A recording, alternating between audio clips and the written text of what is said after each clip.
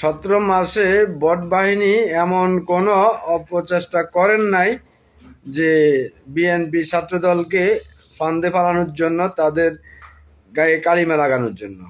নতুন একটা এখন পন্থা বার করছেন যে হাতিয়াতে এক বোনকে নাকি ধর্ষণ করে হত্যা করা হয়েছে শাপলাকলিতে ভোট দেওয়ার অভিযোগে। ওই যে 2018 সালে নোয়াখালীর এক বোনকে গণধর্ষণ করছে ধানের শীষে ভোট দেওয়ার জন্য, ওইটার সাথে কম্পেয়ার করার জন্য এই এখন এরা এই আন্দোলনটা করতেছে। এটা ভুয়া আন্দোলন, মিথ্যা আন্দোলন। এটা যদি হাতিয়াতে সত্যি ঘটনা ঘটতো তাহলে এটা তোলপাড় শুরু হয়ে যেত, কিন্তু এরা নিজেদের এই বয়ানটা এস্টাবলিশ করার জন্য এরা আন্দোলন করে। এখন ছাত্রলীগের সাথে সেমভাবে ওই কালিমাটা লাগানোর জন্য ছাত্রদলের গায়ে এরা এই আন্দোলনটা করে যাচ্ছে।